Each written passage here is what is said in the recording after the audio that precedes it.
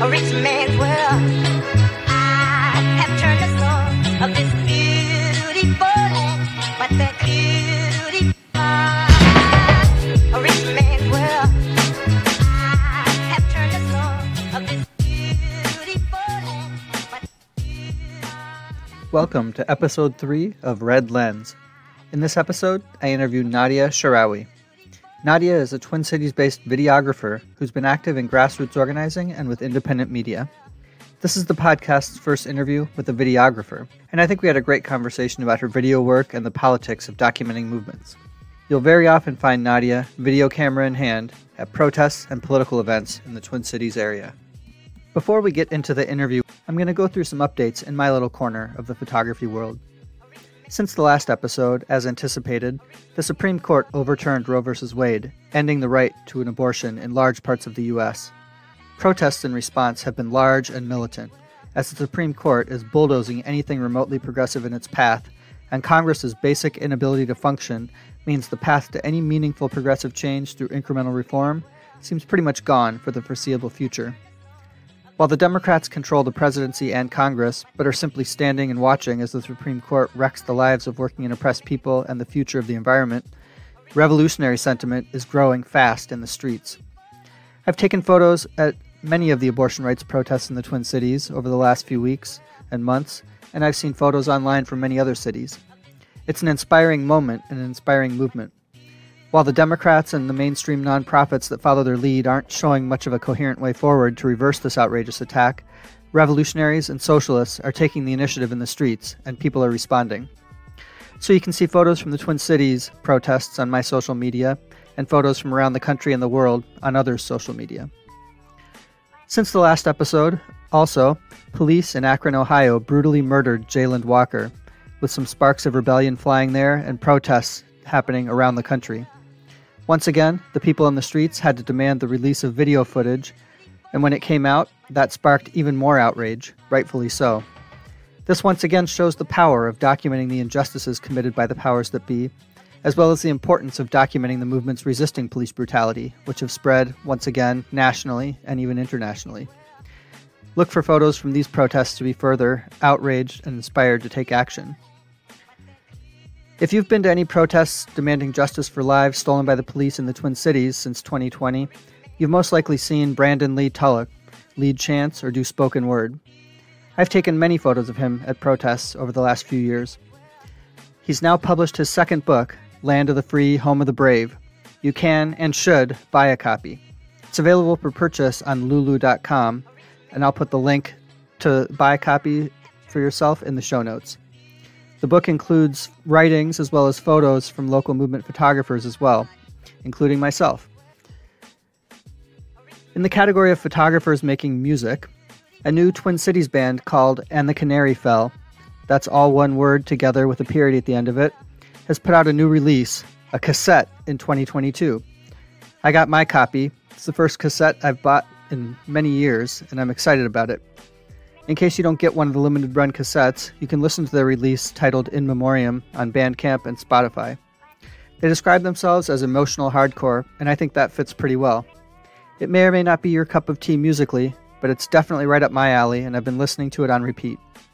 So why am I talking so much about new music on a photography podcast? Well, And the Canary Fell just so happens to include two amazing local photographers, Brett and Nels, who are tireless documenters of and participants in the thriving underground Twin Cities hardcore and metal music scene.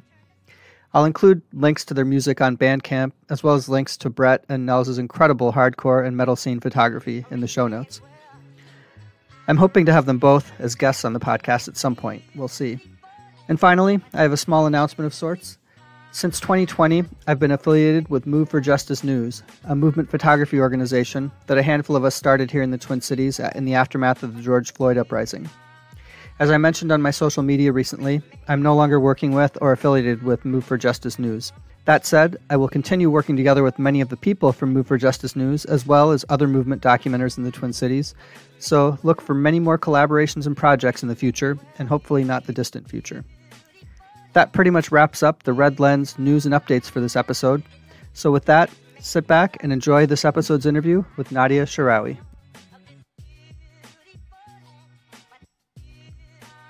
Hey everyone, we're back again with another episode of Red Lens Podcast, and today we have a guest with us for an interview, Nadia Shaarawi.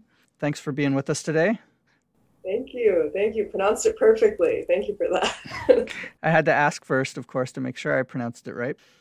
So yeah, why don't you start by just telling us a little bit about yourself, about, where you live, what you do, and we'll take it from there. Yeah, super excited about this podcast. I was listening to the one with Phil, and I was really stoked by the conversation you had. So thank you for providing this space. First of all, Brad, this is amazing. Yeah, I'm Nadia. I mainly do video, so I'm a videographer that basically documents issues happening in community, primarily around the Twin Cities, Minneapolis area. Right now, I live in South Minneapolis, so being in this space, I'm kind of more aware of issues that are happening hyper-locally. So has been a lot of my stories have been in that area so far. But yeah, I basically just kind of document what's happening in community events, crises, or just even ongoing work that's really important. That's cool. So I've mainly seen you doing videography at protests and events. We often end up at the same events quite a bit. I just wondered, do you also do photography at all, or do you just really focus on video? I just focus on video. I need all the frames.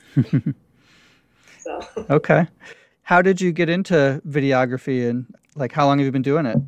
Yeah, I started off interested in the intersection of media and communications and movement work when I was in college. My freshman year, I actually took this really amazing course.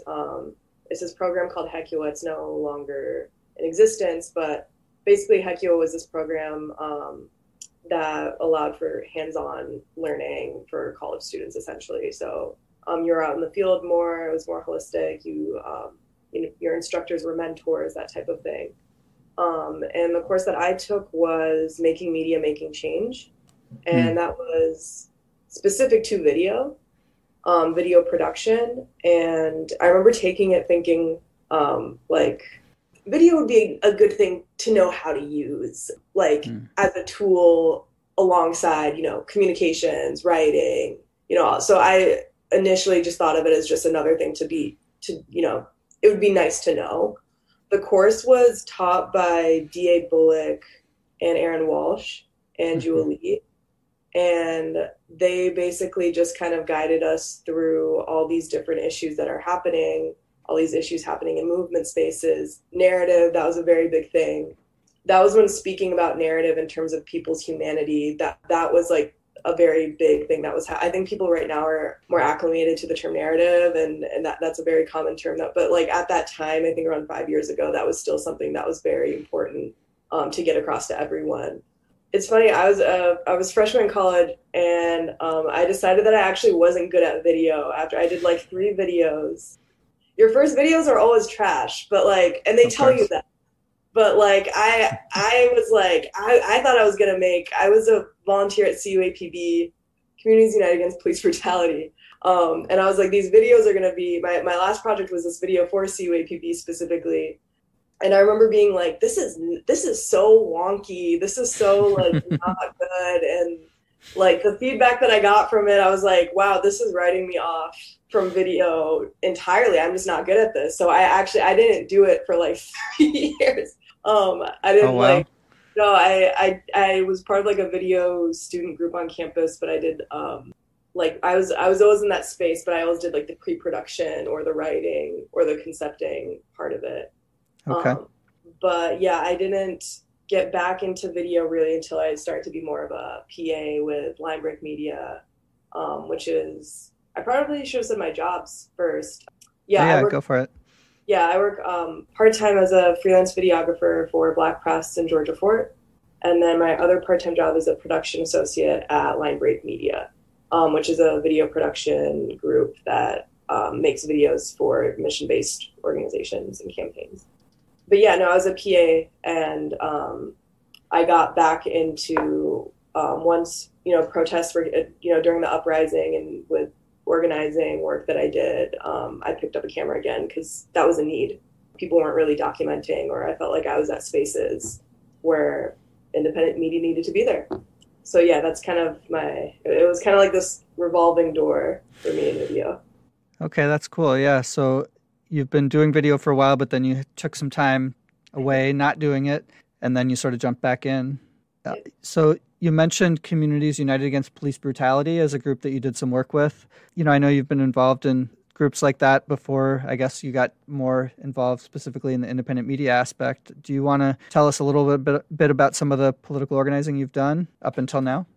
Yeah, so one of the first orgs, I think I grew up in the suburbs in Eden Prairie High School. And then my freshman year of college, I was came to the U. I did some organizing around my masjid.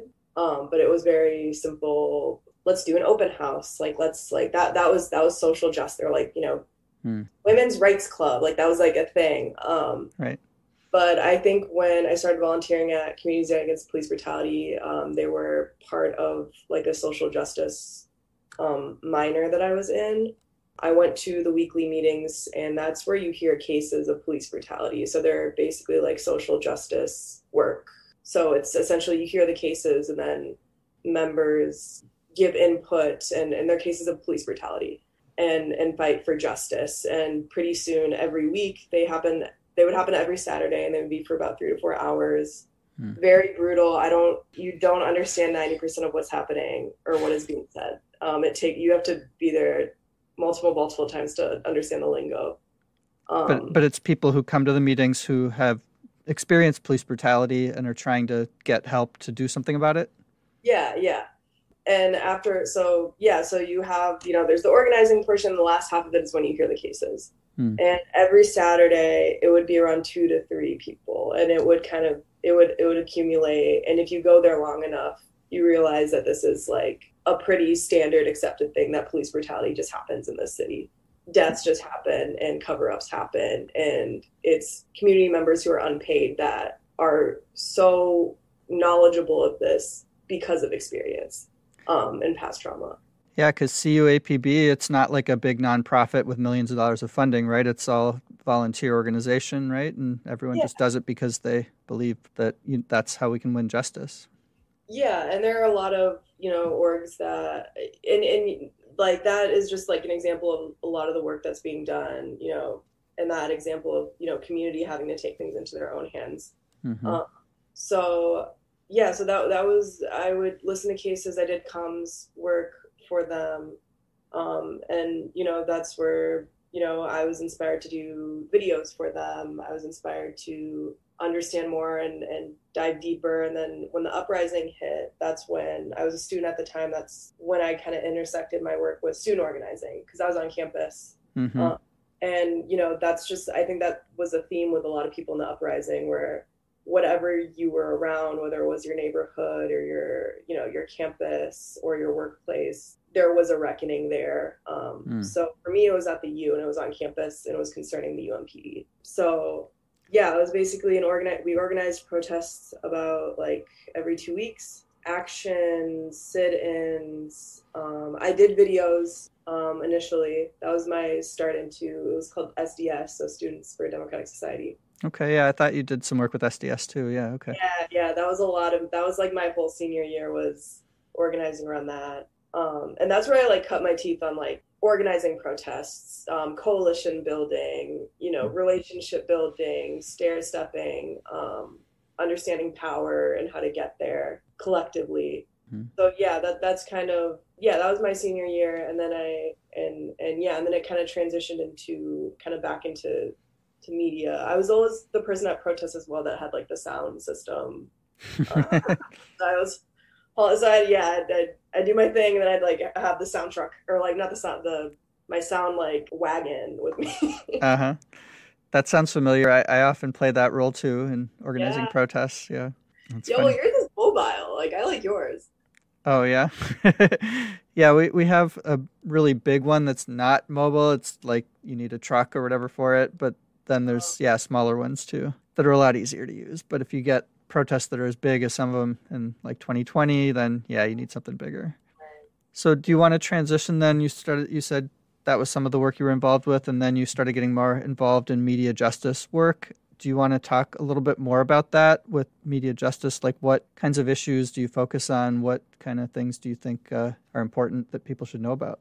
Yeah, I think for me, what piqued my interest on independent media was actually, it was November 4th or 5th. It was 646 arrests and 600. It was the biggest mass arrest in Minnesota history. That's right. Right after the Trump and Biden election, right? When Trump wasn't conceding. Yeah. I was there as a protest. We actually had a feeder march from the campus to this rally. That's right. So I was arrested on the highway, and it was interesting.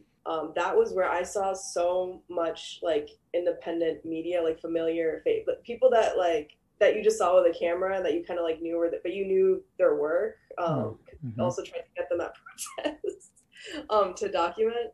And there was so many folks with cameras from community, and there was just like a moment where, I'm seeing us all get arrested and we're accepting it, but I'm like, and even I had a conversation with Phil about this afterwards too. Like, our asses would have been beat if there wasn't so many cameras there, like documenting and even people going live themselves.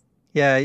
In the interview I did with him, he talked about that as well, that there was that conversation among a lot of the photographers and independent media there that at some point, right, I had already left, but at some point, didn't the cops call on all the people from the media to leave, and then people decided not to leave because, it would have been dangerous for everyone else to be there with no documentation. Yeah, and that's a pattern too with like the Dante Wright protests, as well as when there was a call for press to leave. And, then you have to make the decision. I was still protesting, but it is a conversation about press and independent media specifically, who don't have necessarily the same protections and have, I think, the bigger target and surveillance. So I think for me, I got more interested in understanding that there needs to be a better built up, like there needs to be some sort of support for independent media that allows people to be that's sustainable. Because I think in the uprisings, you just saw so many independent media live streams pop up because there was such a high demand. Everybody wanted to see what was happening in Minneapolis. Right. And what came out of that is like really incredible photojournalists, photographers, videographers, really cool local independent media that have this connection. And it's a matter of how do you sustain that? Not necessarily, when there's crisis. Now we see all these streamers that can, it's more so like, okay, how do we keep people here because we know that there's a value there?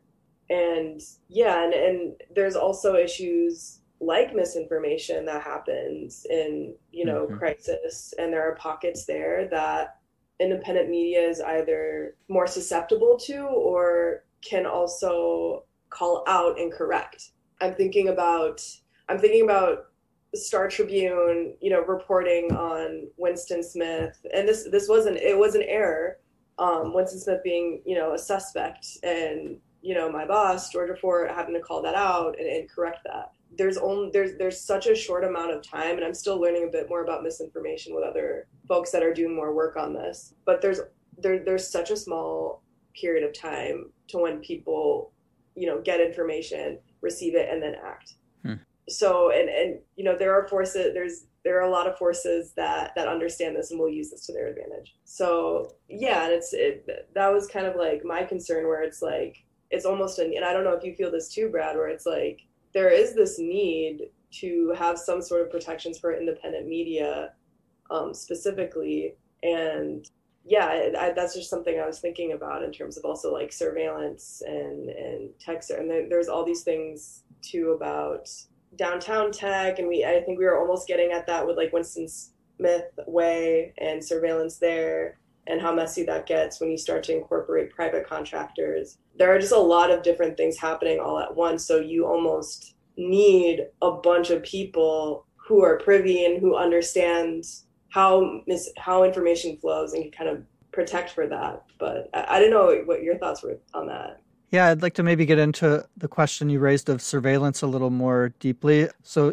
first you mentioned Winston Smith, and for people who don't know who that is, maybe would you want to say a little bit? Were you out there documenting some of the protests around when he was murdered? And could you just say a little bit about who he was and what happened? And yeah, so Winston Smith, this was a really interesting time. It was the same day that George Floyd Square, that the barricades were getting lifted. And this is like a common occurrence too, I feel like, in the city as well, was crises kind of like double up, where you're at something and then you hear something new.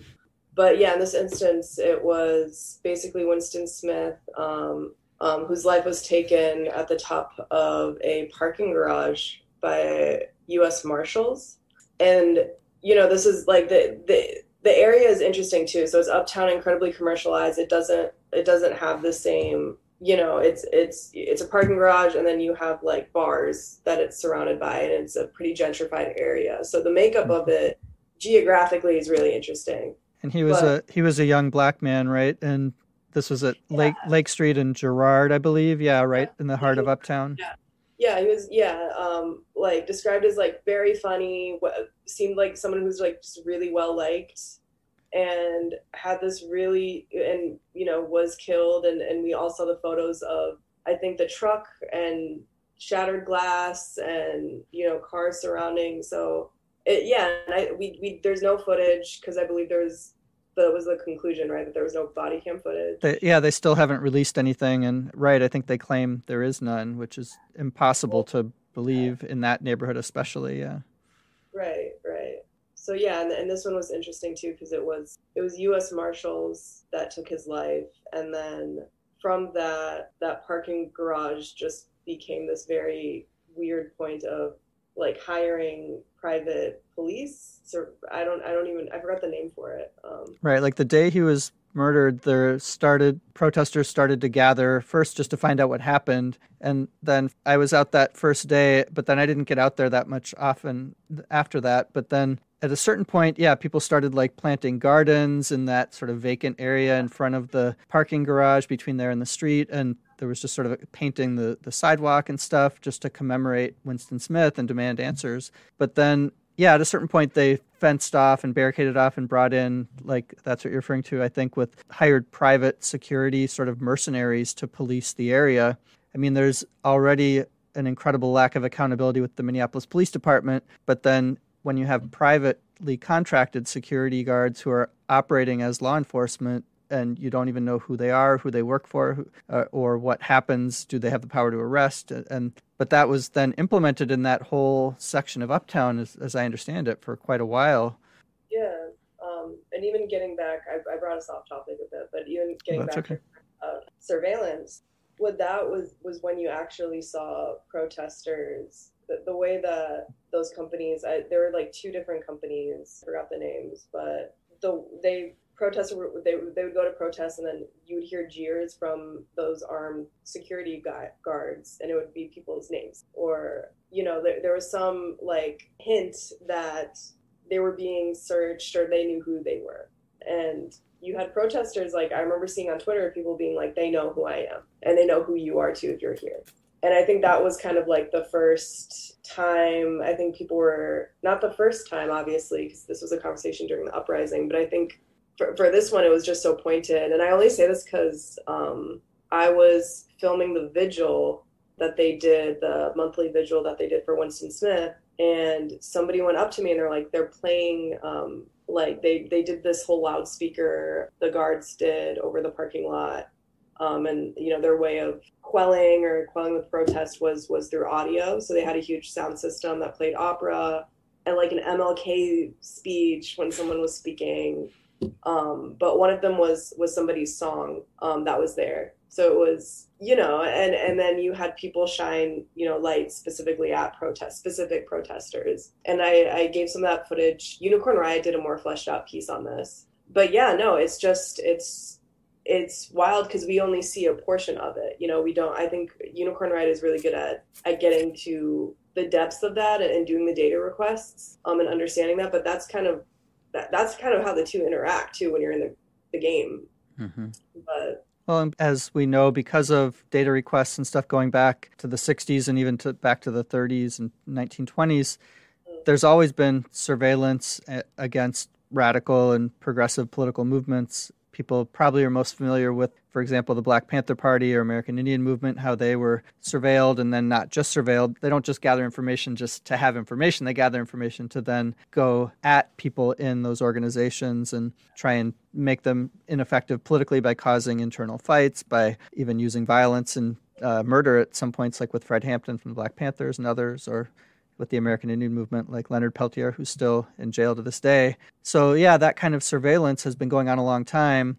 But I think a lot of times when you have upsurges in movements like we've seen the last couple of years, there's a lot of new people who just maybe don't know that history. But then there's also people who have been through rounds of struggle and know that this stuff is definitely going on, even if we don't know the specifics yet. So we have to understand it. And the form it takes changes with the technology changing. So I know, like with Communities United Against Police Brutality, they recently did an event where people could request any data on themselves from various government agencies over the last couple of years to find out if they've been surveilled, because law enforcement has acknowledged that they are surveilling these movements, like in some of the reports that have come out about the MPD from the investigations. But so I think it's super, super important for people involved in movements to be aware of that kind of surveillance, and that it's not just harmless, right? It's then they gather that information to then target people who they want to render ineffective or make movements divided against themselves and confused. So how does that interact with independent media? Is it mostly just a question of, like you were talking about,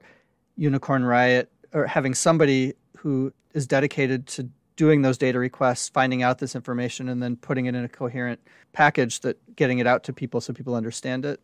Yeah, I think it's more so along the lines of, with like the purpose of media is to inform. So when you talk about, even when you're talking about the history of surveillance on political movements, a lot of that information actually, I'm sure people during that time that were internal knew that this was happening or had an inkling, but to the general public, that was like conspiracy speak. Even when I remember even being in high school learning about, what's taught of certain groups, that the surveillance is not mentioned. And if anything, it's mentioned in a way of, conspiracy. It's secondhand. Mm-hmm. And I feel like right now, if we're trying to get, media's purpose is to inform, essentially, we're trying to make this and not just make it into like, one specific media group, not, have it be information that people can have and be used in the everyday. So, this is something that everyone has as common knowledge. So if, we have independent media, there's a built up collective that's sustainable. That is something that everybody who has a camera, who has an audience, they feel like it is a responsibility, or they understand the stakes of getting across the general public issues of surveillance and conveying the urgency of that. So I think that's where independent media comes in, because it's already being done and done so well. So I think the question is, how do we ingrain that as a practice, and how do we get that into the general public mindset as a consideration? Because we hear at protests, leave your phones at home, the XYZ, but I think if we had more people and more eyes on the server, we would have more information, we'd have more specifics, and we'd be able to probably impede the use of such. Mm-hmm. So that's kind of where I'm getting at there. That point you just raised about, you see those kinds of things pop up whenever there's a new upsurge or a new movement, like with the protests against the upcoming decision to outlaw abortion in a lot of the country. I started seeing some of those things pop up again with advice for protesters that, say things like, don't bring your phone, don't do anything like that. I personally don't agree with that as advice. I think there's things to be careful about with your phones, but I don't know. Those are, I think, interesting discussions within movements. Have you ever had an experience while you're doing video at a protest where somebody says to you, like, don't film me, or you shouldn't be filming here, what are you doing? Yeah, me and Jordan, well, that's another thing that gets me more fired up about having conversations with more media makers on this too. This is like a general like discussions that I think everyone has different points on. But for me, I think, I have been in spaces where people have asked me not to film them, and I don't film them. Like if I'm asked, like, but in general, if I'm at a protest, I think this happened a lot with like recent protests where people were saying, your camera is a cop. or, there's a big general protest, there's banners, and organizers probably called media, like you were asked to be, and, Right. there are people who are like, my general rule of thumb is if somebody asks me not to film them, I don't film them and I don't publish that footage. I think consent is like a very important thing to have because it's about establishing trust with the community and understanding that you do have a very heavy responsibility. So having that trust in community is really important. Yeah, I agree. Yeah, the other side of it, though, is the point of media is to give information. So if there are things that are happening, if there are interactions that, like, if there are protests or if there are like certain actions, I haven't gotten into a situation like this. I've always like chickened out. But if I'm at a situation where there is an action happening, maybe wouldn't try to get faces, but I would try to like show or, what is happening. Cause that is also useful. And it's, you're documenting what is happening on the ground. That is the truth. So if, people want to work that, you have that. And especially with video, I've been asked multiple times. I get these a lot of, hey, I saw you were at this is happening to me. Do you have footage from this? So I think it's important to walk that line of not overly doctoring and still sticking to certain standards that you have and beliefs and understandings and like core values, but then also understanding that you're also documenting like people who have lives and consequences from what you're documenting. So. Yeah, definitely. I agree. It's an ongoing sort of thing to be aware of and navigate. But I also agree that it's important to document protests because really that's the whole point of having a protest, right, is to get the message out and show that a lot of people are passionate about this and demanding the things that the protest is about. It's funny. I have family in El Salvador, and so I was there recently, and El Salvador right now is under what is called a state of exception, essentially martial law, where gatherings of any kind have been outlawed. It's part of this war on gangs that's going on anyway. But so every year, the unions and social movements organize a protest on May 1st, just like here and just like in the rest of the world for International Workers' Day.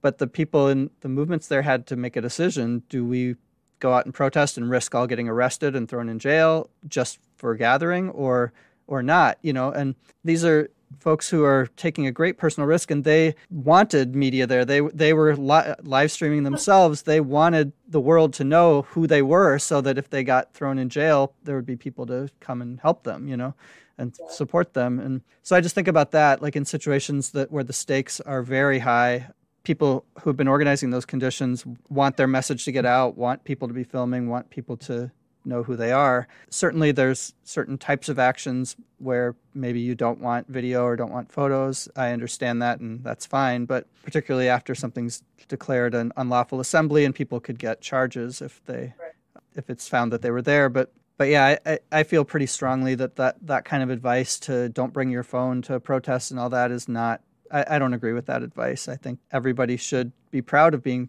involved in the movements for social change, because that's how people that we know find out that it's important to us, and we build momentum and get more people involved and actually bring change. Yeah. Do you ever feel like there's a conflict there when you're at space? Because there's I think people having an aversion to being filmed while protesting, I think that comes from a space of also being, let down by media or, Absolutely. Yeah, I think that's the other piece of it that's important, to have people who have a real connection to the movements doing that work, and that the organizers know and trust, and that they will use their footage to show things in an accurate light, in a good light, unlike a lot of the corporate media and the mass media, which either doesn't cover things, or when they do, it's barely recognizable from what actually happened. Yeah. Mm-hmm. Yeah. No, I always think of like award-winning photos of people at the third precinct, where it's like, yes, that photo, objectively, if you captured someone's face during that time, that was, I think that's accepted by everyone, that was used by the police to like charge. But it's so interesting, the juxtaposition of like, you have journalists who are just capturing, then, also getting awards for this as well, when that probably landed someone in heavy, heavy water. Yeah, and I was out there and took a ton of photos. When I posted mine, I chose to blur or otherwise make it on faces and any identifying marks, which it pained me to do in the sense that some of the photos were just, I felt like were so powerful that I really wanted to share them, but Right. I think the responsible choice was to blur faces or other identifying marks for that night when the 3rd precinct burned, particularly. Because like you said, the police, the FBI, they were all asking for anyone who had footage to send it to them, that they were scouring everything on the internet. That said, so many people that were out there were taking photos and posting live stuff. I mean, all the stores around there have surveillance cameras. If you're out in public in this day and age in this country, you are being filmed. Right.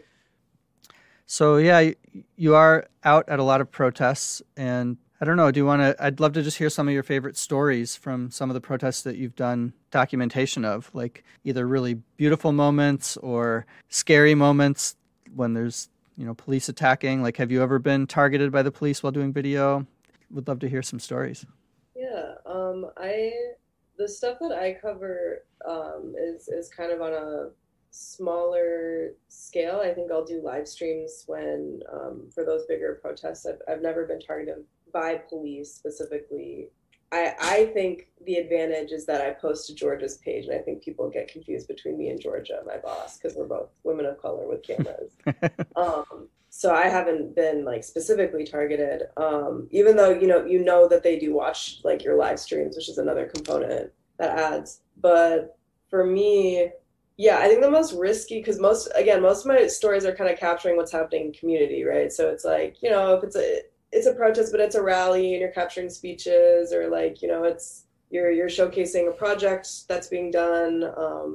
So it's pretty, affirming. But there was a counter protest for supporting Kim Potter. So it was like a support group for Kim Potter, who killed Dante Wright. It was the officer in Brooklyn Center, former officer who killed Dante Wright. And I think this was before her sentencing. And there was a support group of mothers and basically her peers and colleagues, it seemed like. It was actually a pretty big Facebook group of just folks in that community who empathized with Kim Potter. So there was a rally to show their support in Shakopee. I saw the counter protest, and I like the pro police people. I saw the counter protest to that pro. So yeah, so I saw that end of it. That was on my feed. So I told Georgia about it, and I was like, okay, well, we should go. And I remember there was so many. That was the same day as the a really big teachers union rally, and I remember being like, okay, well, I guess we're doing this. Like, this isn't really my style. I wish I went back to the union. Yeah. So I remember I got there, and so I was there for the counter protest, right? So I'm thinking that there are going to be people from the movement that I recognize there, and people from the movement are never on time. I was. Okay.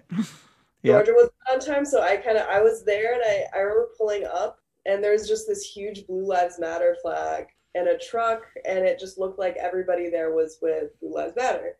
Now, if I show up and I pop in and I say I'm with Black Press, at this point, it's like that was probably the most unpredictable circumstance. So I'm just staying in my car, and I'm, waiting for Georgia, and I'm like, I don't see a counter protest happening. This is all Blue Lives Matter, and it was maybe like 15 people, 20, so, and it's okay.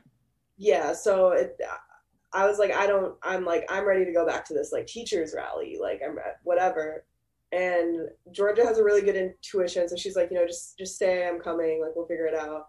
And then I got out the car, and I was like, I'll just do interviews, because this will be an interesting story, whatever. Like interviewing some of the Blue Lives Matter people. Yeah. I was like, I'll just go out there and say I'm with whoever and see what I get. So that's what I kind of did, and I didn't say I was with Black Press. I said I'm covering. I said, I was in the area and I'm just covering. And midway through the interview I do with this woman, and my mic, what I use is a shotgun, so I have to get kind of close to people's faces. So I'm pretty up in this person's face just doing the interview, so I don't see what's happening around me. I hear Dante Wright's brother, Damick. The counter protesters come, and then I turn around and they're all just and then me and Georgia's there, and it looks like she's cool with the so she kind of has to stay away on the other side, but I'm on that side and I just am there to capture the reactions. Uh-huh.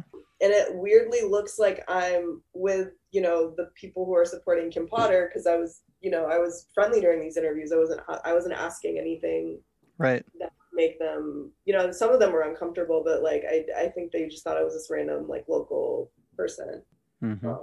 But yeah, no, so so that was just a wild. And it was so and it was just like a lot of things happening at once. And then some of them turned to me and were like, "Who are you with?" And they saw me leave with Georgia, and they saw it like, it was great footage, but yeah. But it sounds like once both sides were there and lines got drawn, that can be a little bit more edgy or nerve-wracking. Yeah, for me, that's not something that because I think the focus was on the clash of the two. Like, if you watch the video, even editing it, that was kind of something I struggled with, where those are things that do better on algorithms, like social media algorithms, and not for the best reasons, right? Because it's a sensationalized thing. If you see, if you have footage of a white woman with a Blue Lives Matter flag getting in someone's face, and they're in all black. And I think showing, I think I still I think that was when I was still going from just documenting protests. And I think that did teach me a bit of a lesson about, what is the angle? What am I coming in here to do? What am I capturing? It's not going to be as point blank as, capture everything. And then, because there's that editing aspect as well. Mm-hmm. So after you do footage at a protest or an event, do you do your own editing then? Like, yeah. I just think of video editing as really overwhelming and taking crazy amounts of time. Is that true? Like, do you spend a lot of time editing? Yeah, it's about like 4 or 5 hours. Additionally, I've lost stories because I couldn't edit them in time. Like, I've been at events and I've had to like give up footage or stories because it's not timely by the time I would get it out anyway. Oh, wow.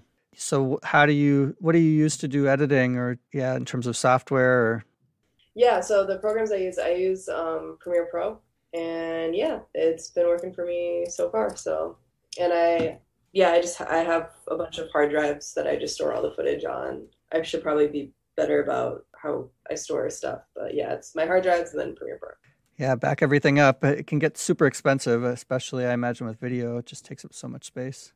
It is, yes. So you go to a protest, it's like an hour, 2 hours, 3 hours maybe sometimes, and then you go home and you're spending an additional, you said like 4 or 5 hours more sitting in front of your computer. Yeah, and like the that's actually the ideal, is that I go home and I edit. But usually what happens is like I'll give myself like an hour or two, and then depending if it's an action, like if it's a protest, that'll be, I think I for Georgia, for her page, it's we try to shoot for about like 3 videos a week from me. So with that, we kind of, if it's a protest, I think I can get it down to about like an hour and a half of editing, because I can kind of look for the speeches. It is formulaic, so you lose a little bit. Mm-hmm.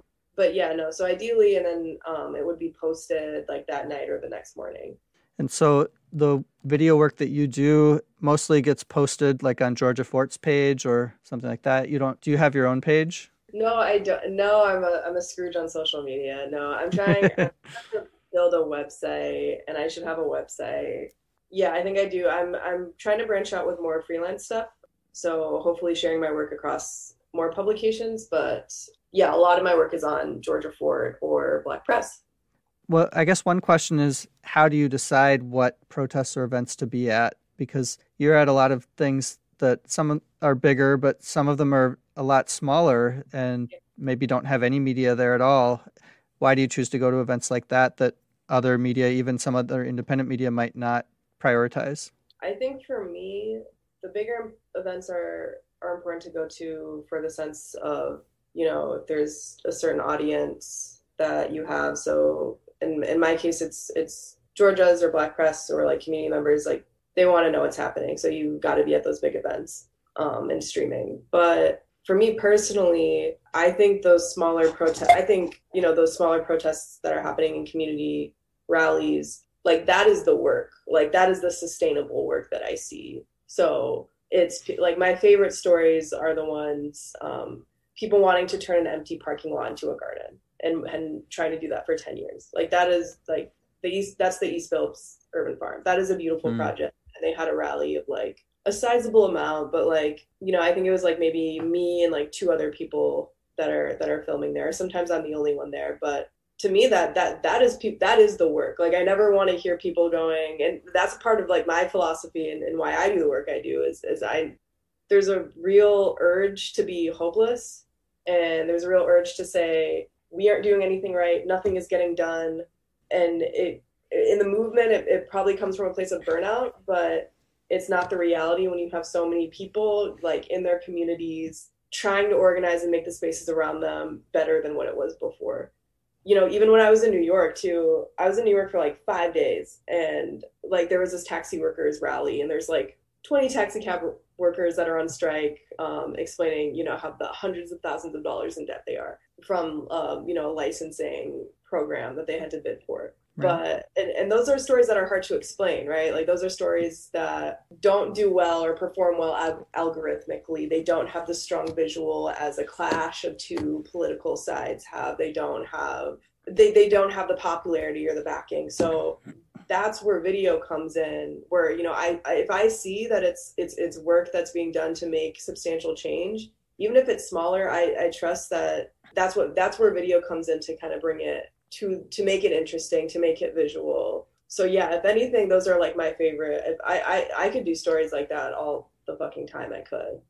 Yeah, I agree. And so much of what I have done in the past and still to this day is covering things like that too, because I've been organizing protests and going to protests for a long time. And for, you know, sometimes I would just have my phone there, but I'm always one of those people who would take some pictures and make sure to post them, or little video clips or something. And I just think it's, so important to document those things, because even if you think about just the bigger things, you think George Floyd, everyone knows that name. So anything that happens around his case is going to be big, but that's actually not true. For every big thing, there's a dozen small things in between that get very little coverage. And that's how movements are sustained and built. Right, yeah. I feel like too, and it sounds like from what you're saying as well in your work, because did you start off in organizing? Yeah, for sure. I've been doing organizing since a little bit in high school, and then really dove in deep in college. And so, yeah, I've been doing organizing for a long time. But there was also sort of a parallel track of, I was doing some photography starting in high school and a little bit in college, but then sort of dropped it for a while and got back into that more recently. Yeah, because I feel like with that, I feel like the appreciation for the small stuff just comes from like understanding how much work goes into that and understanding the nuance behind that. Exactly. And how even if you have a protest that 10 people come out to, that's newsworthy. 10 people who could have been spending time with their families, or could have been picking up overtime at work to pay some more bills, could have been doing all kinds of stuff, took time to organize and make something happen to try to change injustices that exist. And that, I think, is inherently newsworthy. And that's what I want to cover. Same, yeah. And I almost feel protective of that stuff too, because I feel like, I don't know if you've seen this either, but like I feel like in a mainstream corporate media setting, they see 10 people, they're like I've seen pretty terrible coverage of small protests where how small it is a testament to how unpopular it is, or, you know, the people who are speaking are outcasts. Mm-hmm. And I think it's gotten a bit better maybe, but yeah, for me, I'm because it's the opposite, really. It's what's happening. So there's almost like this feeling of protectiveness that you have over people who are just trying their best to get the word out. Yeah. So I want to ask another question, and maybe switch gears a little bit and ask for your advice for people who are thinking about, I'd like to make better videos when I go to protests or go to events. And, you know, everyone does like a little clip on their Instagram story or like Snapchat or whatever, but the quality a lot of times isn't that great. Like if somebody just has a phone or just has a simple video camera, what can they do to do better, more impactful video that it sounds like you also know a lot about, like how to work with the algorithm, how to get things that can get some traction? What are some practical things people can do, even if they don't want to become a full-time photographer or videographer?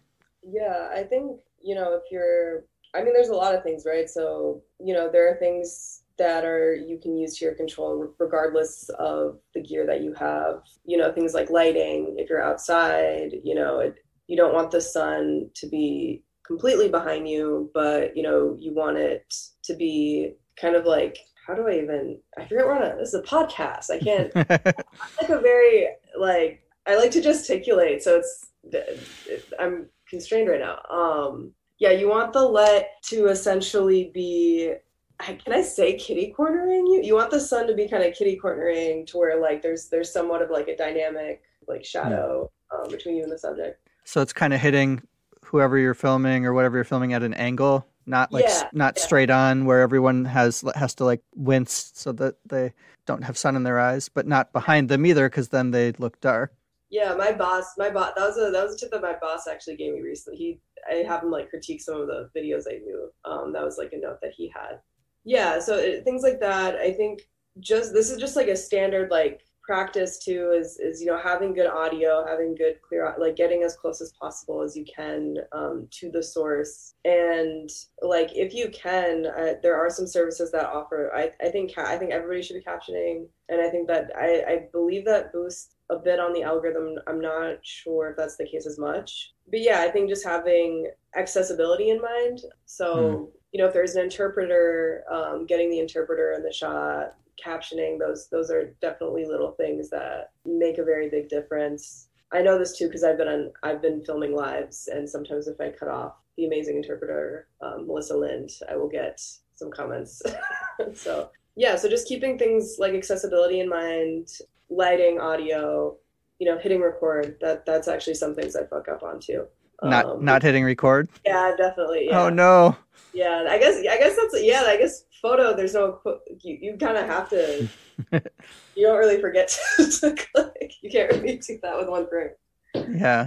Yeah, I guess you can. I'm thinking maybe back in the film days. Yeah, you forget to like after you press the button because I used to do film, but just tried more recently to get a little back into it, and it's not like with digital you just keep pressing the button, but with film you have to advance the film after every shot, and I kept forgetting to advance the film, and I would try to hit the button again and nothing would happen. Yeah. No, that's definitely a thing.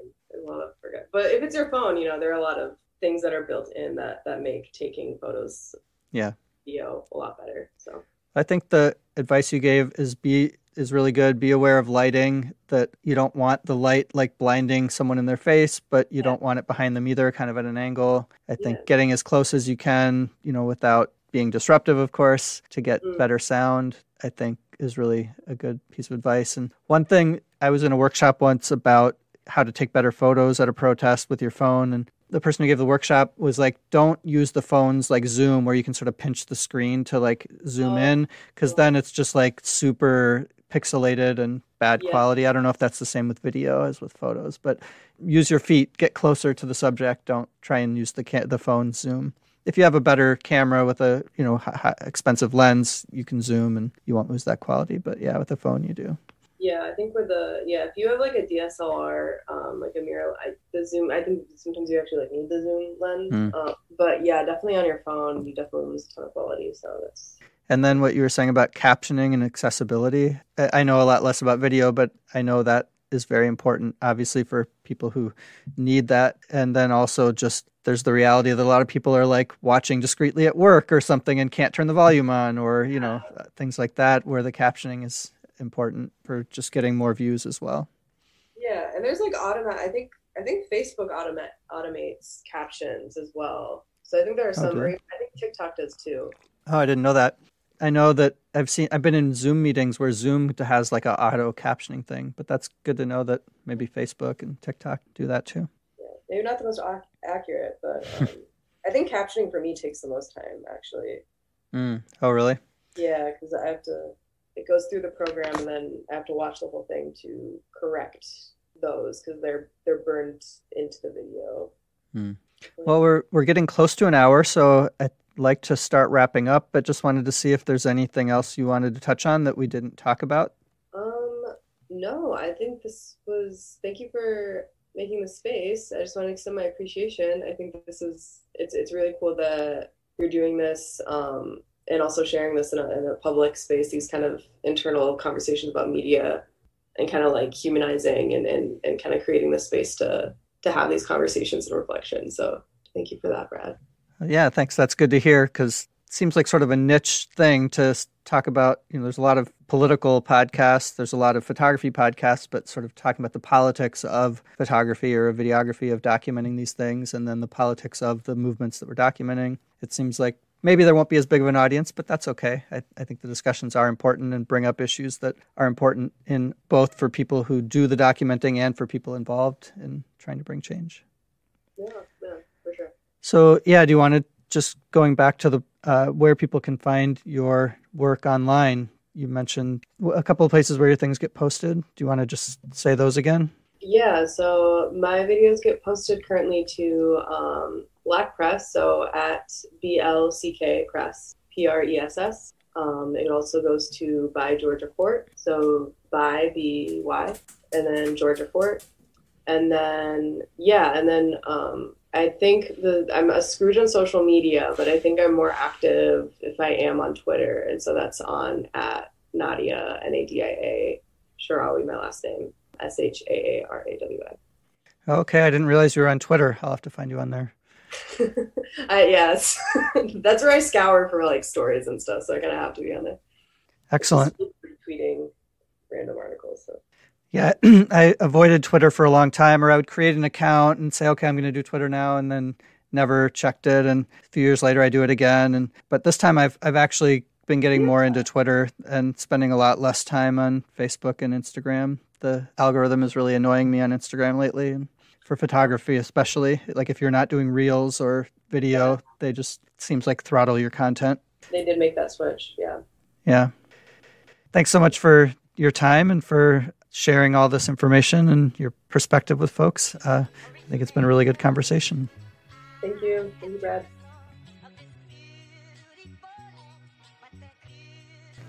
You can support Red Lens Podcast by supporting my Patreon.